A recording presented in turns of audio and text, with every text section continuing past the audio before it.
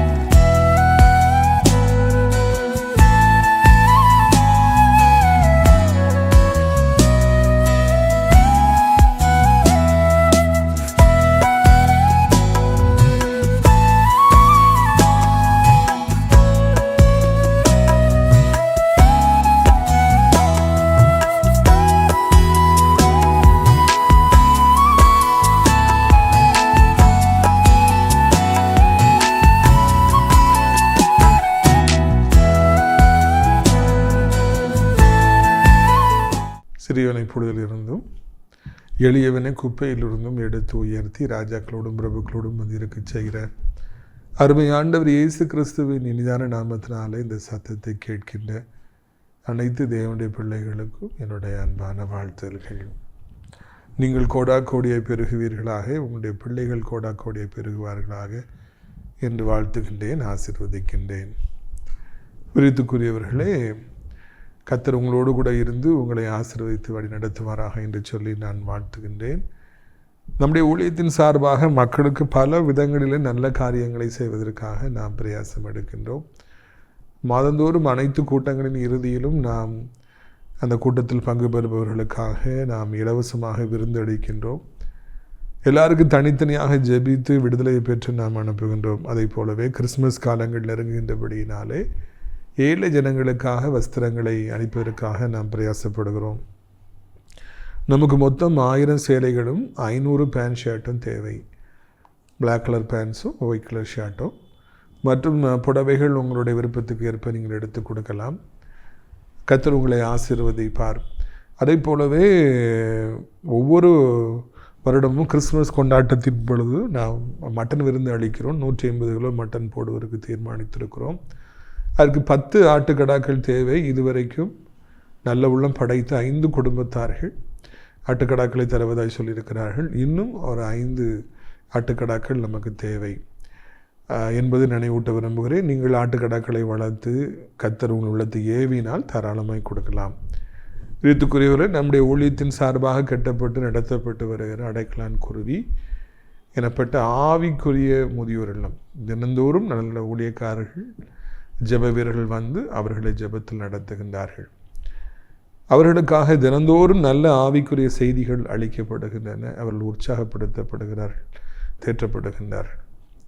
அதே போலவே பிரியத்துக்குரியவர்கள் அவர்களுக்கு 3 வேளையும் மிக சிறப்பான உணவுகளையும் நாம் பரிமாறி வருகிறோம். எனவே யாராவது ஆவிக்குரிய முதியோர் தேடினால் நீங்கள் தாராளமாய் வரலாம். குளிர்காலம், நல்ல ஏற்ற நேரம், நல்ல மழை பெய்யுதுன்னு ஆசிரியர் பகுதிகளில் நல்ல பச்சை பசேன்னு இருக்குது, இங்கே தாராளமாக வரலாம். அதை போலவே பிரியத்துக்குரியவர்களே, நம்ம ஊழியத்தில் இருக்கிற மக்களுடைய குடும்பங்களிலே சில பிள்ளைகளுக்கு திருமணமாகி மிகவும் துரதிர்ஷ்டவசமாக கொஞ்ச காலத்திலே அவைகள் உடைந்து போய்விட்டன. சட்டப்பூர்வமாக இப்பொழுது அவர்கள் பிரிந்திருக்கிறார்கள். அவர்களுக்கு நல்ல வரன்களை நாம் பார்க்கின்றோம். 3 குடும்பத்தாரை நான் அறிமுகப்படுத்த விரும்புகிறேன். கர்த்தருக்கு சித்தமானால் நீங்கள் ஏவப்படுவீர்கள் என்றால் என்னை தொடர்பு கொள்ளலாம். முதலாவதாக கன்னியாகுமரி மாவட்டத்தில் அருமை மகள், அவர்களுக்கு இப்பொழுது 27 வயது ஆகிறது. அவர்கள் BA ஆர்கிடெக்ட் படித்து நல்ல வேலையில் இருக்கிறார்கள். அவர்களுக்கு ஜெபிக்கின்ற, படித்த, வேலை பார்க்கிற ஒரு மணமகன் தேவை. அதே போலவே கன்னியாகுமரி மாவட்டத்தில் தம்பி இருக்கிறாங்க, 37 வயது ஆகிறது. நல்ல வேலை, நல்ல சம்பளம், அவர்களுக்கு நல்ல குடும்பம், அந்த குடும்பத்துக்கு ஏற்றபடி நல்லா ஜெபித்து அட்ஜஸ்ட் பண்ணி போகிற மணமகள் தேவை. இறுதியாக திருச்சியில் இருக்கிறாங்க, நல்ல குடும்பத்தார், செட்டிக்குள்ளேயே பெரிய எண்ணெய் கடை வச்சுருக்கிறாங்க. அவருடைய அன்பு மகனுக்கு இப்பொழுது 30 வயது ஆகிறது. நல்ல பிள்ளை, நன்கு படித்திருக்கிறார். ஏற்ற மணவாட்டி, குடும்பத்துக்கு ஏற்ற மணவாட்டி தேவை என்பதையும் அறிவிக்க விரும்புகிறேன்.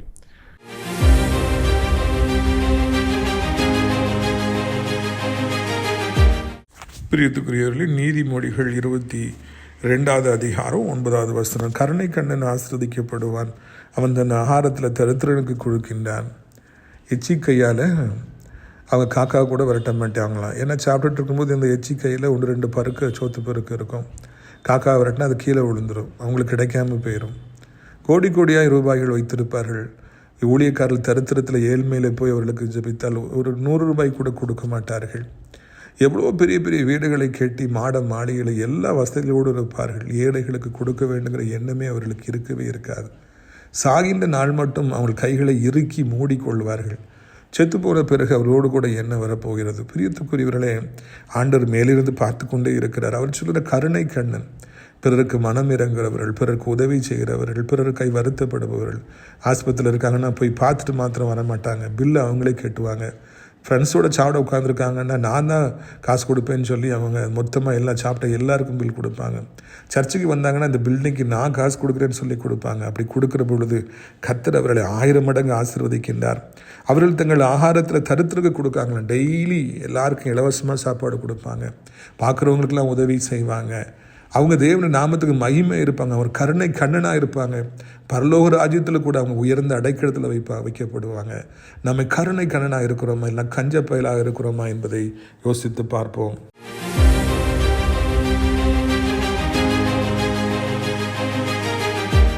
பிரியத்துக்குரியவர்கள், இந்த நாளில் நம்முடைய பிரயோஜனத்திற்காக எண்ணாகமம் 11வது அதிகாரம் 24வது வசனம் முதல்.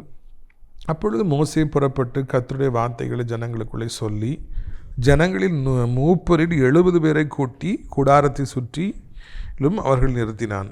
கர்த்தர் மேகத்தில் இறங்கி அவனோடு பேசி அவன் மேலிருந்த ஆவியை மூப்பராகி அந்த 70 பேர் மேலும் வைத்தார். அந்த ஆவி அவர்கள் மேல் வந்து தங்கிட மாத்திரத்தில் தீர்க்கதரிசனம் சொன்னார்கள். சொல்லி பின்பு வாய்ந்தார்கள். அப்பொழுது 2 பேர் பாளையத்தில் இருந்து விட்டார்கள். ஒருவன் பெயர் எல்தாத், மற்றவன் பெயர் மேதாத். அவர்களும் பெயர் வெளியில் எழுதப்பட்டிருந்தும் கூடாரத்துக்கு போக புறப்படாது இருந்தார்கள். அவர்கள் மேலும் ஆவி வந்து தங்கினதினால் பாளையத்தில் தீர்க்கதரிசனம் சொன்னார். உங்களுக்கு சங்கதியாகவும் தெரியும்னு நினைக்கிறேன். மோசே ஒரு கட்டத்தில் எனக்கு ரொம்ப பாரமாக இருக்குது, எனக்கு ஷேர் பண்ணுறதுக்கு ஆள் வேணும் அப்படின்னு சொன்னோன்னா ஆண்டவர் ஓகே அதுவும் நான் தாரேன்னு சொல்லிட்டு 70 மூப்பர்களை தெரிந்து கொள்கிறார். அவர்கள் எல்லாரும் நல்ல அனுபவசாலிகள், நற்பெயர் பெற்றவர்கள், மக்களாலே கனம் பெற்றவர்கள். அவர்கள் பெயரை எழுதி அவர்களை கூடாரத்துக்கு, ஆசரிப்பு கூடாரத்துக்கு வர சொல்கிறார், சுற்றி நிற்க விடுறாரு. அப்பொழுது ஆண்டுடைய ஆவியானவருடைய அபிஷேகம் அவர்கள் மீதும் இறங்கினபடியினாலே அவர்கள் எல்லோரும் தீர்க்க தரிசனம் சொல்லி ஓய்ந்தார்கள் என்று நாம் பார்க்கின்றோம். 70 பேரும் வந்தோடனே 70 பேர் மேலேயும் ஆவியானவர் இறங்குகிறார். எல்லோரும் அவர்கள் தீர்க்கதரிசனம் ஆவியில் நிரம்பி சொன்னார்களாம். சர்ச்சைக்கு இன்றைக்கி 70 பேர் வரலாம், 700 பேர் வரலாம். எல்லாரும் அபிஷேகத்தில் நிரம்பி எல்லாரும் தீர்க்கதரிசனம் சொல்கிறாங்களா? நம்ம வீட்டில் 2 பேர் இருக்கலாம், 3 பேர் இருக்கலாம், 4 பேர் இருக்கலாம். எல்லாரும் குடும்ப ஜெபத்துக்கு வருகிற பொழுது, தேவனுடைய சன்னிதானத்துக்கு வருகிற பொழுது, ஜெபிக்கிற பொழுது அவர்கள் அபிஷேகத்தில் நிரம்பி அந்நிய பாஷைகளை பேசுகிறார்களா, இல்லைன்னா தீர்க்கதரிசனம் சொல்லுகிறார்களா என்பதை நான் சிந்தித்து பார்க்க வேண்டும். ஆலயத்துக்கு செல்லலாம், சர்ச்சில் மெம்பராக இருக்கலாம், மூப்பராக இருக்கலாம். ஆனால் இந்த ஆவிக்குரிய அனுபவங்கள் இருக்கிறதா என்பது தான் முக்கியமான காரியம். நான் ரட்சிக்கப்பட்டேன் என்று 1000 பேர் சொல்லலாம். எத்தனை பேர்கள் ஆவியை பெற்றிருக்கிறாங்க? எத்தனை பேர் இதே போல் பாஷைகளில் பேசுகிறாங்க, தீர்க்கதரிசனம் பண்ணுறாங்க, வியாக்கியானம் பண்ணுறாங்க என்பதையெல்லாம் நான் சிந்தித்து பார்க்க வேண்டும். நான் 11வது படிக்கிற பொழுது என்னுடைய ஆவிக்குரிய தகப்பன், ஆதி ஆவிக்குரிய தகப்பன் திரு ஜான் கோயில் பிச்சை ஐயா அவருடைய இந்த உயிர்மீச்சு ஜெபக்குழுவுக்கு பங்கு பெற நான் சென்றபடியினாலே, அங்கு அநேகர் பாஷைகளை பேசினபடியினாலே, தீர்க்கதரிசனம் வரப்பெற்ற ஊழியக்காரர்களை நான் சின்ன வயதிலேயே பார்த்தபடியினாலே, இன்னொரு பக்கம் என்னுடைய ஆவிக்குரிய தகப்பன் பெருமதிப்பிற்குரிய திரு வின்சென்ட் பால் எபனேசர் ஐயாவோடு வளர்ந்தபடியினாலே, அவர்கள் தீர்க்கதரிசனம் சொல்லுவதைக் கண்டு நான் ஆச்சரியப்பட்டிருக்கிறபடியினாலே, நானும் தீர்க்கதரிசனம் சொல்ல வேண்டும் எனப்பட்ட ஒரு வாஞ்சையிலேயே நான் வளர்ந்தேன்.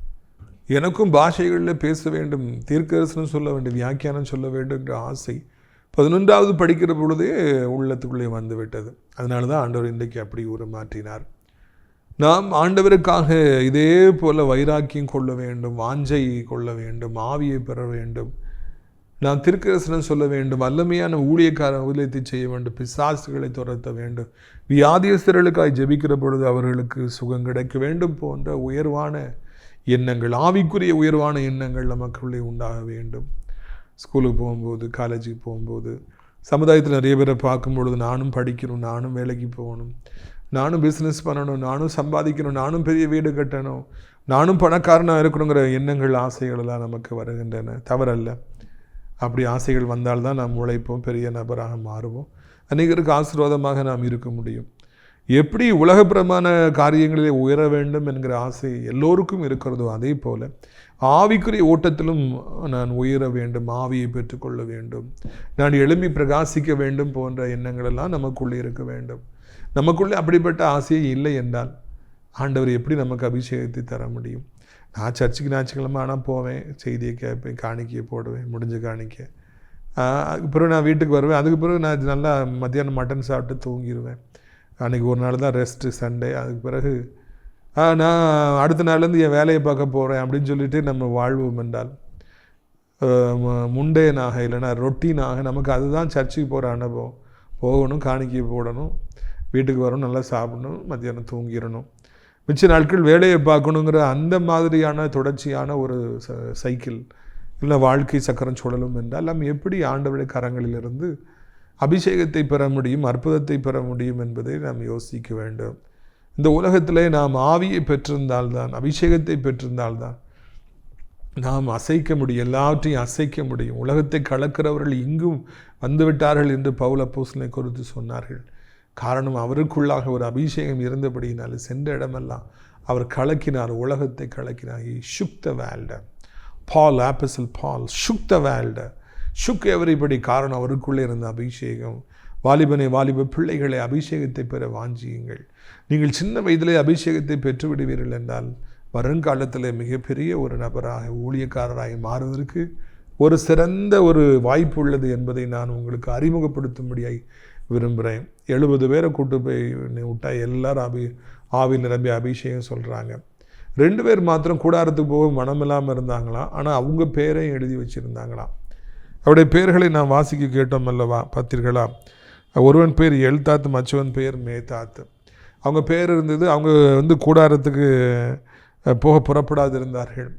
அவங்களும் ஆவியில் நிரம்பினாங்க, அவங்களும் அபிஷேகம் பெற்றாங்க, அவங்களும் பாஷைகளை பேசி தீர்க்கதரிசனம் சொல்லி வாங்கிட்டாங்களா. கர்த்தர் எவ்வளோ நல்லவர், எவ்வளோ உண்மையுடையவர். அவங்க பேர் இருக்குது, அவங்க சர்ச்சுக்கு வரலை, வீட்டில் தான் இருக்காங்க, புறப்படலை, வீட்டில் பிரச்சனையா, இல்லைன்னா அவங்களுக்கு விருப்பம் இல்லையா, இல்லைன்னா என்னன்னு தெரியல. ஆனால் அவங்க பேர் இருந்ததுனால அந்த அபிஷேகம் அவர்களையும் தேடி சென்றது. ஆண்டுடைய ஆவியர் அவங்க மேலே இறங்கினார், அவங்களும் ஆவியில் நிரம்பி தீர்க்கதரிசனம் சொன்னார்களா. கர்த்தர் உண்மையுடையவர். இவங்க குறிக்கப்பட்டாங்க, 70 பேரும் குறிக்கப்பட்டுட்டாங்க. மோசே எழுதி கொடுத்துட்டாருன்னா எல்லாரையும் அவர் நிறைப்பார். தேவனுடைய ஊழியத்துக்காய் நியமிக்கப்பட்டவர்கள் ஆயத்தமாக இல்லாவிட்டாலும் கூட, கர்த்தரிடத்தில் வர வேண்டும் என்று நினைக்காவிட்டாலும் கூட, ஊழியத்துக்கு பெற்றோர்களால் ஒப்பு கொடுத்த பிறகு அவர்கள் உலகப்பிரமான வாழ்க்கைக்கு போனாலும் கூட, அவர்கள் பாவங்களில் சிக்கி திரிந்தாலும் கூட, மதுபானம் பண்ணினாலும் கூட, இஷ்டம் போல வாழ்க்கையில் வாழ்ந்து கிறிஸ்துவுக்கு தூரமாய் கெட்டகுமார்களாய் போல போய்விட்டாலும் கூட, ஆண்டவர் அவர்களையும் பாளையத்துக்கு புறம்பாய் இருக்கிற அவர்களையும் கூட ஆண்டவர் சேர்த்து கொள்வார், மன்னிப்பார், ரட்சிப்பார், அவர்களை அபிஷேகம் பண்ணுவார், ஆவியில நிறைப்பார், அவர்களையும் கூட திருக்கரிசனம் சொல்லுகிற ஊழியக்காரர்களாக மாற்றுவார். What a wonderful news it is. நிறைய பெற்றோர்களை இன்றைக்கி பார்க்கும் பொழுது சொல்கிறாங்க, என் பிள்ளை தாயின் கருவிலேயே நான் ஊழியத்துக்கு ஒப்பு கொடுத்தேன், நான் அவன் இன்றைக்கி எங்கேயோ தூரமாக இருக்கிறான் அப்படின்னு சொல்லிட்டு. கவலைப்படாதிருங்கள். இங்கே 68 பேர் ஆசிரியப்பு கூடாரத்துக்கு வந்துட்டாங்க, 2 பேர் வரல, எல்தாத்து மேதாத்து, அவங்களையும் ஆண்டவர் நிறைத்தாரா. ஆண்டவர் நீங்கள் ஒப்பு கொடுத்ததை அவர் ஏற்கனவே பார்த்து விட்டார். அவர்களுடைய பெயர்கள் சீட்டில் விழுந்துட்டன. அதனால் ஆண்டவர் அவங்களை சந்தித்து தீர்வார். கர்த்தரை விட்டு எங்கே போனாலும் அவர் பிடித்து கொண்டு வருவார். என் ஊழியத்தை தான் நீ செய்யணும்னு சொல்லி சொல்லுவார். ஆண்டவர் ஏறுவருக்கு ஏற்ற கழுதையாக உங்கள் மகன் இருக்கின்றார், உங்கள் மகள் இருக்கின்றார். ஆண்டவருக்கு சந்திப்பார், கண்டிப்பாக அவர்களை நிறைப்பார், கண்டிப்பாக ஊழியத்தில் எடுத்து பயன்படுத்துவார். பெற்றோரே, இன்னைக்கு நீ கண்ணீரோட உங்கள் மகனுக்காக மகளுக்காக ஜெபிச்சிட்டு இருக்கீங்களா? கர்த்தர் உங்களோடு பேசுகிறார். எல்தாத் மேதாக்களை ஆண்டவர் நிறைப்பார், அவர்களையும் கூட திருக்கிருஷ்ணன் சொல்ல வைப்பார். ஆசிரிப்பு கூடாரத்துக்கு வர விருப்பம் இல்லாமல் இருந்த இவர்களை கூட, அதனால் ஊழியத்துக்கு வர விருப்பம் இல்லாட்டா கூட, உங்களுக்கு வேறு வேலை இல்லைம்மா, நீங்கள் தான் சர்ச்சுன்னு போய் கிடந்தீங்க, ஊழியன்னு ஓடினீங்க, என்னையுமா நீங்கள் எப்படி இழுக்குன்னு நினைக்கிறீங்க அப்படின்னு அவங்க பேசினா கூட, கர்த்தருடைய அபிஷேகம் அவங்களை தேடி செல்லும். ஆண்டவர் அவர்களை சந்திப்பார், ஆண்டவர் அவர்களை எப்படியாவது தன் பக்கமாக இழுத்து கொள்வார் என்கிற நல்ல செய்தியை நான் அறிவிக்கும்படிக்கு இந்த நாளிலே விரும்புகிறேன். பிரியத்துக்குரியவர்களே, எனவே நீங்கள் இந்த நாளிலிருந்து எப்படியாவது உங்கள் பிள்ளைகளுக்காக ஜெபியுங்கள். பிள்ளைகளுக்காக ரொம்ப ஜோம்னு இருப்பீங்க, அவங்க ரசிக்கப்படணும் அப்படின்னு சொல்லிட்டு, அவங்க ஊழியத்துக்கு வரணும். எத்தனையோ பெற்றோர்களுக்கு அது கனவாக இருக்குது, என் மகன் ஊழியத்துக்கு வரணும்னு சொல்லி. நான் பொள்ளாச்சிக்கு போயிருக்கும்போது 10-15 வருஷத்துக்கு முன்னால் போகும்போது ஒரு அம்மா சொன்னாங்க, நான் டெய்லி உங்கள் ப்ரோக்ராம் பார்ப்பேன் பாஸ்டர், என் மகன் உங்களை மாதிரி தான் ஊழியத்துக்கு வரணும்னு சொல்லி நான் ஜெபிக்கிறேன்னு சொல்லி சொன்னாங்க. அது என்னம்மா என்னை மாதிரி ஊழியம் செய்யணும்னு சொல்லி சொல்கிறீங்கன்னு கேட்டேன். நீங்கள் காலேஜில் ப்ரொஃபஸராக இருந்துக்கிட்டே ஊழியமும் செய்கிறீங்க இல்லையா, அதே மாதிரி என் மகனும் ப்ரொஃபஸர் ஆகிட்டு அதே மாதிரி ஊழியம் செய்யணும் சொல்லி நான் ஜெபிக்கிறேன் அப்படின்னாங்க. எனக்கு கேட்பதற்கு ஆச்சரியமாக இருந்தது, மகிழ்ச்சியாக இருந்தது. வேலையும் செய்து கொண்டு ஊழியமும் அவன் செய்தால் எவ்வளோ நலமாக இருக்கும், நீங்கள் செய்கிறீங்களே பாஸ்டர் அப்படின்னாங்க. அந்த அளவுக்கு நம்முடைய வாழ்க்கையை பார்க்கிற மக்களுக்கு ஒரு தாகம் உண்டாகிறது, என் பிள்ளையும் அப்படி ஆக்கணும். நிறைய பேருக்கு இன்றைக்கி அதுதான் ஆசை, என் பிள்ளைய ஊழியக்காரனாக்கணும், என் மகனை ஊழியக்காரனாக்கணும், என் மகளை ஊழியக்காரனாக்கணும். உங்கள் வாஞ்சியை கேட்பார். அவர்கள் நான் வரமாட்டேன்னு சொன்னால் கூட ஆண்டவர் அவரை இழுத்து கொண்டு வருவார், ஊழியத்தில் கொண்டு வந்து நிறுத்துவார். அவங்க பாலியத்துக்கு புறமாக இருந்தாலும் திருக்கரிசனம் சொல்கிறாங்க. அப்பொழுது என்ன நடக்கிறது பாருங்கள். 27 ஒரு பிள்ளையாண்டான் ஓடி வந்து எல்தாத்தும் மேதாத்தும் பாளையத்தில் தீர்க்க தரிசனம் சொல்லுகிறார்கள் என்று மோசைக்கு அறிவித்தான். உடனே மோசையினிடத்தில் இருந்த வாலிபரில் ஒருவனும் அவனுடைய ஊழியக்காரனும் நூனின் குமாரனுமாக யோசுவா பிரதியுத்தரமாக, என் ஆண்டவராகிய மோசையே, அவர்களை தடை பண்ணும் என்றார். அப்போ அந்த செய்தி வந்து அப்படி பறந்து வந்து கரெக்டாக மோசைகிட்ட வந்து ரீச் ஆகுது. அவர் ஆசிரியப்பு கூடாரத்தில் தான் இருப்பார். ஐயா, எல்தாத்தும் மேதாத்தும் ஊருக்குள்ளே இருக்காங்க, அவங்களும் திருக்கரிசனம் சொல்கிறாங்க. செய்தி அவங்க வீட்டில் வந்து பரவி அங்கே பரவி கடைசியில் மோசைக்கு ஊழியக்காரன்ட்டே வருது. வந்தவுடனே மோசை சந்தோஷப்படுறார். ஆனால் யோசுவா என்ன சொல்கிறார் பார்த்தீங்களா, என் தலைவனாகிய மோசையே, தயவுசெய்து நிறுத்தும், அவங்க திருக்கரிசனம் சொல்லக்கூடாது, அது நீங்கள் மட்டும்தான் சொல்லணும், நீங்கள் தான் ஊழியக்காரர், அவங்க சொல்லக்கூடாது, அவங்க ஆவியில் நிறையக்கூடாது என்று மோசைக்காக, தன்னுடைய ஆவிக்குரிய தகப்பனுக்காக இந்த யோசுவா எனப்பட்ட வாலிபன் அங்கே வைராக்கியம் காண்பிப்பதை காண்கின்றோம். என்னை மிகவும் அசைக்கின்ற இடங்களில் இந்த இடமும் பைபிளில் ஒன்று. பார்த்தீங்களா, என் தலைவனாகிய என்னுடைய ஆவிக்குரிய தகப்பனாகிய மோசை மாத்திரம்தான் ஊழியம் செய்யணும், அவர் மாத்திரம்தான் ஆவியில் நிறையணும், அவர் மாத்திரம்தான் செய்தி கொடுக்கணும், அவர் தான் திருக்கரிசனம் சொல்லணும், வேற யாரும் மெல்தாத்து மேதாத்தில் வந்துடக்கூடாதுன்னு சொல்லி தன் தகப்பனுக்காக, ஆவிக்குரிய தகப்பனுக்காக அங்கே யோசுவா வைராக்கியம் காண்பித்தாரா. இன்றைக்கி ஒன்று தெரிஞ்சுக்கணும், யாரும் தானாக இந்த பூமியில் பிறக்கவும் முடியாது, பறக்கவும் முடியாது. பரலோகத்துலேருந்து யாரும் இந்த பூமியில் குதித்து வந்துடல. பெற்ற தாய் தகப்பனுக்கு பெரிய பங்கு இருக்குது. 10 மாதம் வயிற்றில் இருக்காங்க. தகப்பன் இந்த பிள்ளையை வளர்க்குறதுக்கு எவ்வளோ பாடுபடுறார். அதுக்கு பிறகு தான் அந்த பிள்ளை இந்த பூமியில் ஒரு ஆளாகுது. அந்த தாய் தகப்பன் இல்லாமல் யாரும் ஸ்ட்ரைட்டாக பெரிய ஆளாக வளர்ந்துட முடியுமா? முடியவே முடியாது. தாயின்றி தகப்பனின்றி வளரவே முடியாது. அதே போல் இந்த ஆவிக்குரிய வாழ்வில் இந்த பூமிக்குள்ளே, இந்த ஆவிக்குரிய வாழ்க்கைக்குள்ளே நாம வர முடியாது. நம்மை நடத்துவதற்கு என்று ஒரு ஆவிக்குரிய தகப்பனை நிச்சயமாக ஏற்படுத்தி இருப்பார். இந்த பூமியில் அந்த ஆவிக்குரிய தகப்பன் தான் கிறிஸ்துவின் அன்பை குறித்து நமக்கு சொல்லி, நம்மை ஜெபத்தில் நடத்தி, ஆவிக்குரிய அபிஷேகத்தின் அருமையை சொல்லி, ஆலயத்திற்கு நம்மை செல்ல வைத்து, பைபிளை வாசிக்க வைத்து, நம்மை கிறிஸ்துவுக்குள்ளாக கொஞ்சம் கொஞ்சமாய் நடத்தி, பிற்பாடு அவர்களுடைய வழிநடத்தலின் மூலமாக நாம் ஊழியக்காரராக, ஊழியக்காரியாக உருமாறி இருக்கின்றோம். We are transformed to be a man of God, to be a woman of God, just through our spiritual father. அந்த ஆவிக்குரிய தகப்பன் நம்மோடு கூட படிக்கின்றவராக இருக்கலாம், நமக்கு சீனியராக இருக்கலாம், நம்ம கூட ட்ராவல் பண்ணுறவராக இருக்கலாம், சர்ச்சில் கூட உட்கார்ந்துருக்கிறவராக இருக்கலாம், பாஸ்டராக இருக்கலாம், டீச்சராக இருக்கலாம், கணவனாக இருக்கலாம், அண்ணனாக இருக்கலாம், அப்பாவாக இருக்கலாம், அம்மாவாக இருக்கலாம். யாரோ ஒருத்தர் கிறிஸ்துவின் அன்பை குறித்து நமக்கு சொல்லி, நம்மை ஜெபிக்க முழங்கால் படியிட வைத்து, நமக்காக ஜெபித்து அவனுடைய வார்த்தையை பெற்றுக் கொடுத்து, அந்த நேரத்தில் தான் நம்ம ரட்சிக்கப்படுறோம். ஒரு ஆவிக்குரிய தகப்பன் மூலமாக தான் நம்ம இந்த பூமிக்குள்ளே கிறிஸ்துவுக்குள்ளே நம்ம வாரோம். பரலோகத்தில் நம்ம பேர் எழுதப்படுது. இது எல்லா தேவனுடைய பிள்ளைகளுக்கும் பொருந்தும். ஒருவரும் நானாக தானாக ரட்சிக்கப்பட்டேன் என்று சொல்லவே முடியாது. ஒரு ஆவிக்குரிய தகப்பன் எல்லாருக்கும் உண்டு. நான் இன்றைக்கு இவ்வளவு தூரம் வளர்ந்திருக்கிறேன் என்றால், ஊழியக்காரனாக இருக்கிறேன் என்றால், என்னுடைய ஆவிக்குரிய தகப்பன் பேர் மதிப்பிற்குரிய திரு வின்சென்ட் பால் எபனேசர் ஐயா அவங்களால தான் இன்றைக்கி நான் இவ்வளோ பெரிய ஊழியக்காரனாக வந்திருக்கேன். இல்லைன்னா கிறிஸ்துவுக்கு நான் ரொம்ப தூரமானவனாகவே இருந்திருப்பேன். அதில் எந்த மாற்று கருத்தும் கிடையாது. இப்போ என்ன பிரச்சனைனா, இந்த ஆவிக்குரிய தகப்பனை கனம் பண்ணுற இந்த யோசுவா மாதிரி நிறைய பேர் இருக்காங்க. ஆவிக்குரிய தகப்பனை விட்டே கொடுக்க மாட்டாங்க. ஆவிக்குரிய தகப்பனை யாராவது குறை சொன்னாங்கன்னா சண்டைக்கு போவாங்க. ஆவிக்குரிய தகப்பனை அவ்வளவு கனம் பண்ணுவாங்க. பரலோகமே அதை பார்க்கும், மகிழும். ஒரு மனிதன் தன்னுடைய ஆவிக்குரிய தகப்பனுக்கு உண்மையாக இருக்கிற பொழுது கிறிஸ்து மகிழுகிறார், சந்தோஷப்படுகிறார், தன்னை அவர் கனப்படுத்துவது போல நினைக்கின்றார். அது விளைவு என்ன ஆச்சு தெரியுமா? யோசுவாவை ஆண்டவர் கனப்படுத்துகிறார். மோசைக்கு அப்புறம் அவரை ஊழியக்காரனாக கொண்டு வர்றார். தண்ணீரற்ற தளபதியாக, தண்ணீரற்ற தலைவராக, யுத்த வீரனாக யோசுவா உருவெடுக்கின்றார். ஒரு சமயம் யுத்தம் நடக்கும் பொழுது அவர் வானத்திலிருந்த சூரியன் சந்திரனை பார்த்து அப்படி நில்லுங்க அப்படிங்கிறார். ஒரு நாள் முழுவதும், பகல் முழுவதும் அப்படியே நின்றுச்சான். இந்த உலகத்தில் எவரும் செய்ய முடியாத சாதனையை யோசுவா செய்தார். அவருக்கு சூரியனும் சந்திரனும் கீழ்ப்படிந்தன. லட்ச லட்சம் இஸ்ரவேல் ஜனங்களுக்கு அந்த இன்ப கானானை சரியாக பகிர்ந்து கொடுத்தார். அவர் தோல்வியே லைஃப்பில் பார்க்கல. காரணம் என்னன்னா, ஆரம்பத்தில் அவர் ஆவிக்குரிய தகப்பன் மீது அவ்வளவு ஒரு மரியாதை வைத்திருந்தார். அதை பார்த்து தான் ஆண்டவர் அவர் அவ்வளோ பெரிய ஒரு தலைவனாக உருவாக்கினார். இந்த யோசுவா போல தன்னுடைய ஆவிக்குரிய தகப்பனை கனம் பண்ணுகிறவர்கள் உண்டு, நிச்சயமாக உண்டு.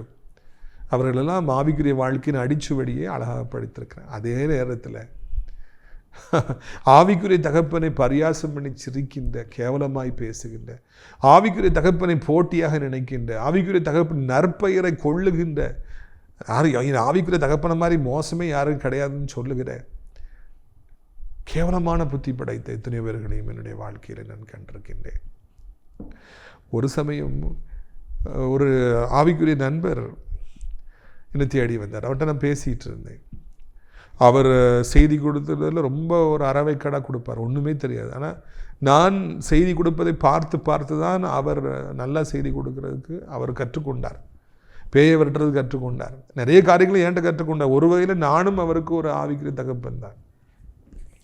அப்படி இருக்கும்போது எனக்கு பேச்சு வந்துட்டு இருக்கும்போது நான் கேட்டேன், உங்களுடைய ஆவிக்குரிய தகப்பன் யார்? அப்படி ஏதோ அப்படி பேச்சு தகப்பன் வரும்போது அவர் சொன்னார், அன்னைக்கு ஒருத்தர் என்னை பார்த்துட்டு நான் தான் உன் ஆவிக்குரிய தகப்பன்னு சொன்னார். அப்படி சொல்லி சிரிச்சார்.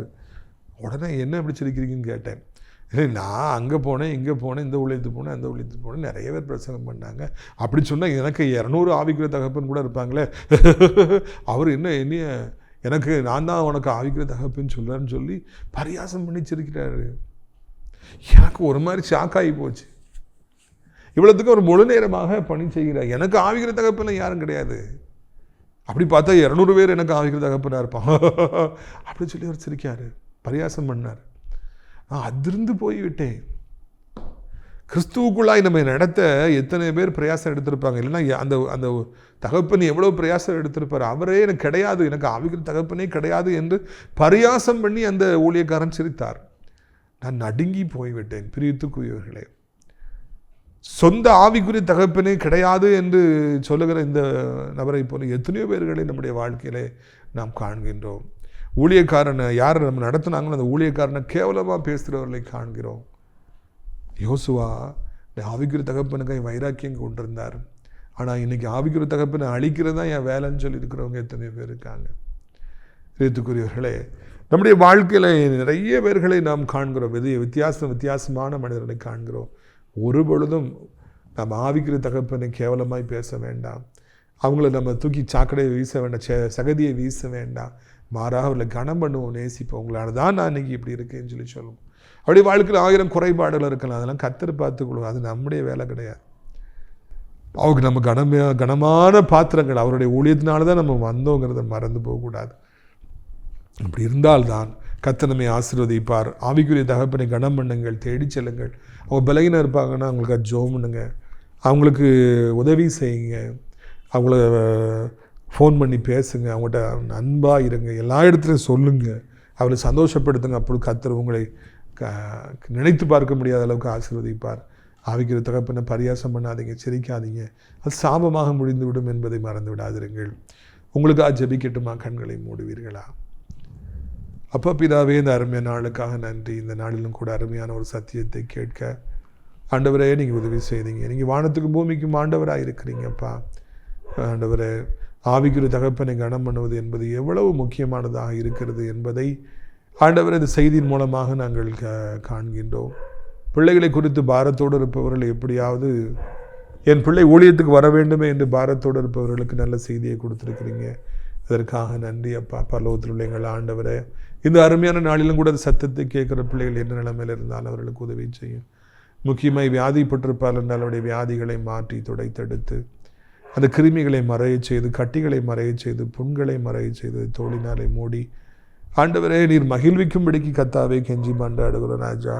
இயேசு கிறிஸ்துவின் நாமத்தினாலே சஞ்சலமும் தவிப்பும் ஓடி போகட்டும். சாசின் கிரியெல்லாம் அழியட்டும். வியாதினால் தூங்க முடியல, வேலைக்கு போக முடியல, படிக்க முடியல, கடமைகளை செய்ய முடியல, எஞ்சி உட்கார முடியல, நடக்க முடியல, திரும்பி படுக்க முடியல. ஐயா மெலிஞ்சு போயிட்டாங்க, சாப்பிட விருப்பம் இல்லை, வாய் கசக்குது, சாப்பிட்டா வாந்தி எடுத்து நெஞ்சுக்குள்ளே நிற்கிது, எப்போ பார்த்தாலும் படுத்தே கிடக்கணும் போல இருக்குன்னு சொல்கிற எவ்வளோ பேர்கள் உண்டு ஐயா. ஹாஸ்பிட்டல் ட்ரீட்மெண்ட் போய் எல்லா சொத்துக்களையும் இழந்து போனவர்கள் உண்டு.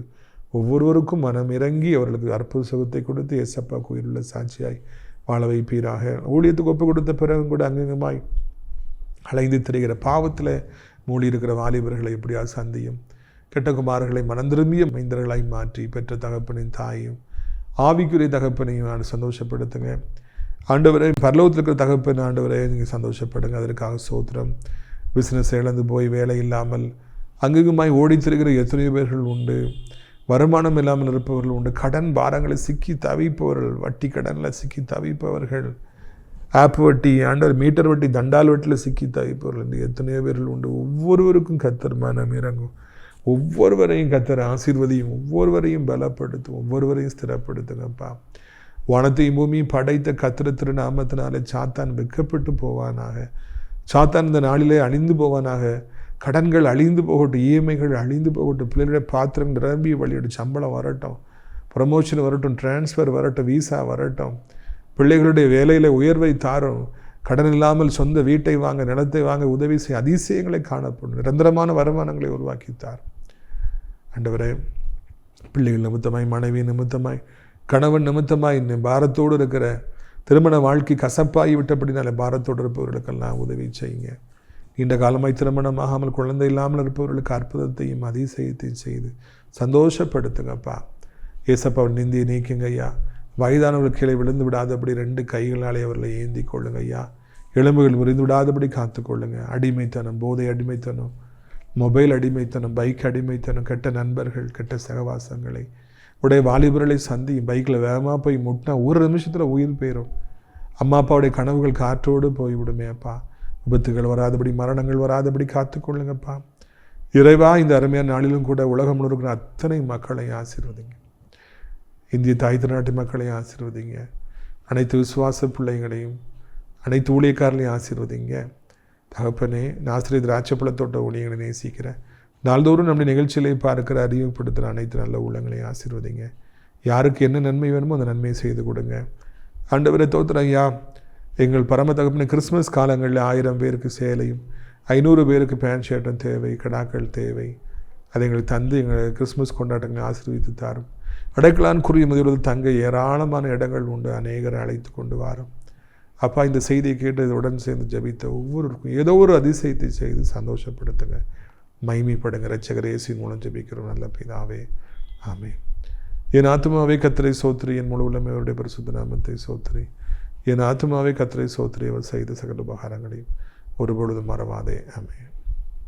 நம்முடைய கர்த்தராகிய இயேசு கிறிஸ்துவுடைய கிருபையும் பிதாவாக தேவனுடைய அன்பு பரிசுத்தாடி அந்யோன்ய ஐக்கியம் இல்லாத பிரசன்னம் உங்கள் அனைவரோடு இன்றைக்கு காலங்களில் நிலைத்திருப்பதாக. அல்லேலூயா. God bless you. Amen.